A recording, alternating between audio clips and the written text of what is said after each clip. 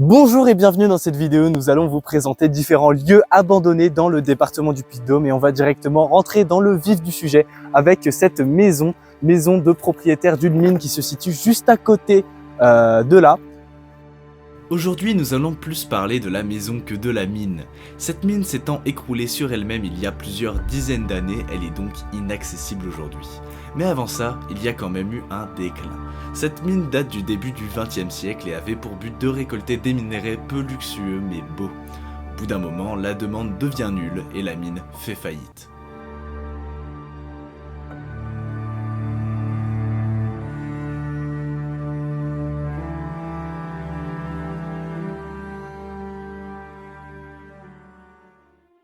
Tous ces lieux se situent dans le Puy-de-Dôme, proche de Clermont-Ferrand, Thiers ou encore Issoire.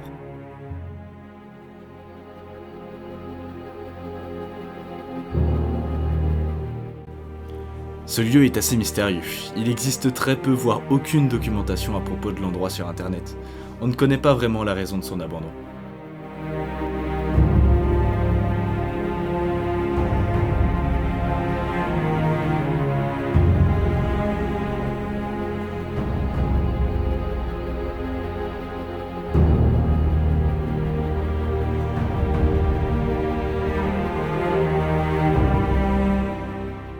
Bien que nous étions plusieurs pour ces explorations, ici le sentiment de solitude était assez présent, et on pouvait vraiment ressentir la vie passée de cette maison.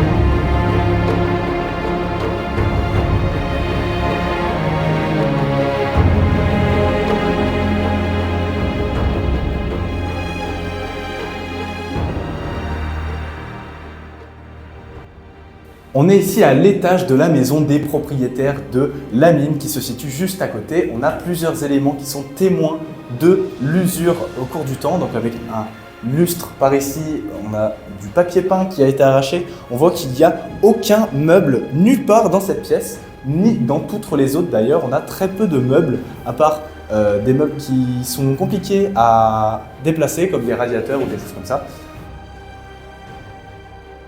Cette maison est inscrite dans le temps. On peut essayer de voir plusieurs éléments très intéressants comme ceci, que j'identifie comme une machine à coudre qui a été abandonnée et laissée là, qui devait être trop compliqué à déplacer. C'est un des seuls meubles qu'on peut trouver dans cette maison, avec ici, juste là, un point de vue sur le bâtiment abandonné qui était en face.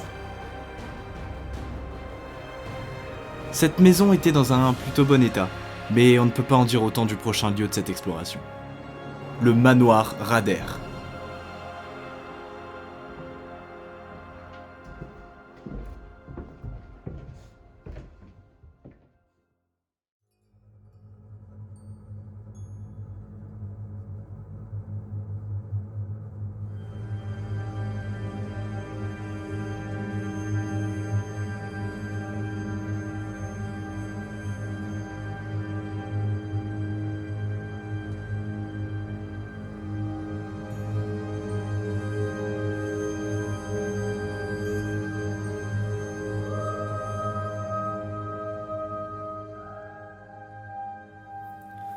On se trouve maintenant devant le manoir, avec cette entrée qui directement nous annonce la couleur.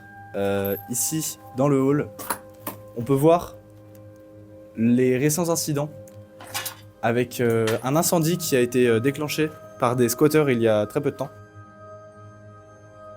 Effectivement, comme nous allons pouvoir le constater, ce lieu a été le théâtre de beaucoup plus de visites depuis ces dernières années. On peut comparer l'état du lieu avec ses photos et on voit bien que depuis récemment, le lieu n'est plus vraiment respecté.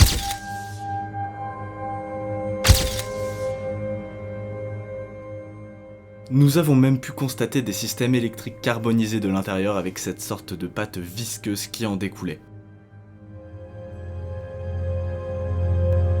Ces câbles étaient notamment connectés à un monte plat reliant le sous-sol au rez-de-chaussée. Et encore une fois, c'est quand on voit ces éléments de vie qu'on peut s'imaginer comment les propriétaires vivaient et à quel point le temps a eu un impact sur l'endroit.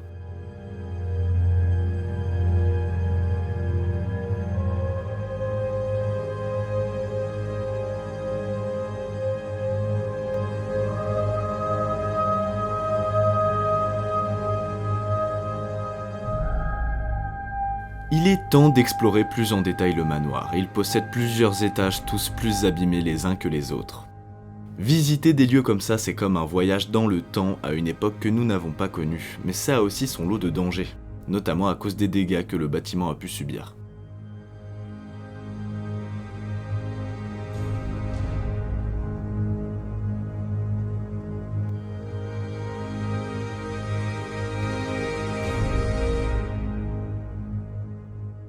Plusieurs histoires lugubres tournent autour de cet endroit. Une histoire raconte que les anciens habitants de cette maison cachaient leurs morts dans le grenier pour continuer à toucher leur retraite. Une autre disait que des rituels sataniques ont lieu très fréquemment ici. Tout ça cultive un mystère sur l'endroit et sur les réelles intentions des squatteurs réguliers.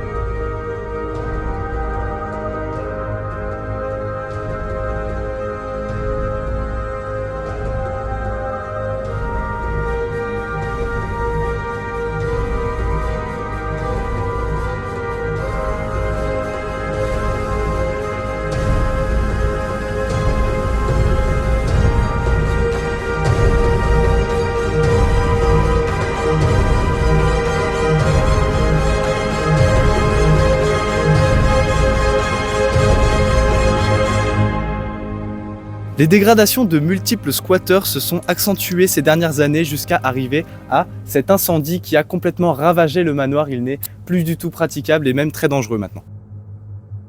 Effectivement, explorer cet endroit était assez risqué et il était difficile de se frayer un chemin parmi ces ruines. Le sentiment de malaise était vraiment présent, mais d'un côté ça donnait plus de charme à l'endroit. Aujourd'hui, le manoir Rader a subi un manque de respect total de la part de ses visiteurs, un peu comme le prochain lieu de cette exploration, l'ancien internat du lycée Jean Zay à Thiers.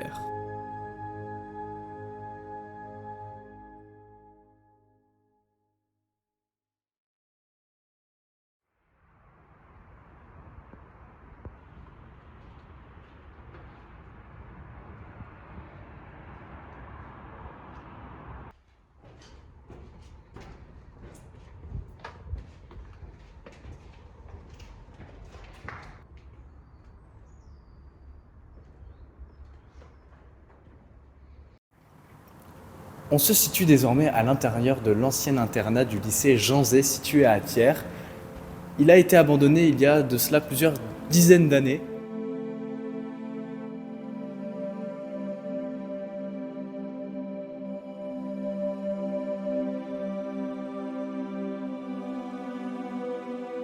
Si je devais décrire cet endroit en quelques mots, je dirais sûrement calme, beauté, vécu, silence, passé, empreinte, solitude, réflexion, vide.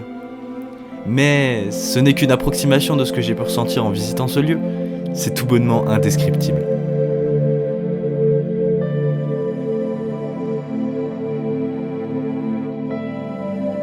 Sur place, on a pu trouver énormément de graffitis. Il était impossible de trouver un seul mur vierge. Ça donnait vraiment une esthétique incroyable à l'endroit.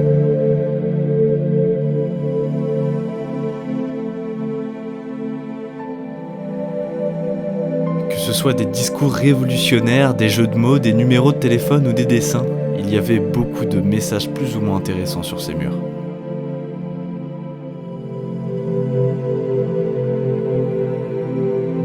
J'affectionne tout particulièrement cet art. Il est souvent diabolisé à tort, mais quand on essaye d'analyser plus en détail, on peut vraiment être surpris de la subtilité et du talent dont font preuve les graffeurs.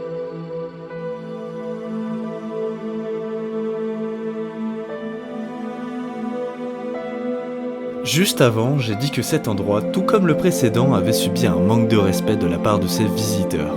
Mais finalement, est-ce que tout l'intérêt et la beauté d'un lieu abandonné ne résiderait pas principalement par son activité après son abandon ? Je ne tolère évidemment pas les comportements dangereux et qui ont pour unique but de détruire les bâtiments délaissés, mais si on s'en tient simplement à ajouter un par un une touche de renouveau, ne contribuons-nous pas à la survie de l'endroit ? Comme pour les précédents, on n'a pas beaucoup de documentation sur le lieu. Mais vous l'aurez compris, pour moi, on n'a pas besoin du passé pour apprécier le présent. C'est pour ça qu'à mon sens, peu importe ce qui a pu arriver, on peut toujours trouver du réconfort et apprécier un lieu à sa juste valeur. Visiter des lieux abandonnés est une pratique assez dangereuse et n'est pas à prendre à la légère. Si ce contenu vous a donné envie d'essayer par vous-même, renseignez-vous, prenez toutes les dispositions nécessaires et soyez très prudents. Ne prenez jamais de risques inutiles. Mais tout ce que je peux vous conseiller, c'est de profiter des choses que vous aimez. Adonnez-vous à un art, une pratique, une passion. La vie est trop courte pour faire des choses que vous n'aimez pas. Alors essayez, expérimentez et trouvez-vous quelque chose qui vous permet d'en profiter pleinement. C'est ici que cette aventure se termine, j'espère que cette découverte vous aura plu. J'espère avoir réussi à vous transporter ou à au moins vous retranscrire comme il se doit l'ambiance mystique de ces endroits magnifiques. Merci d'avoir visionné ce contenu, j'ai pris beaucoup de plaisir à le réaliser.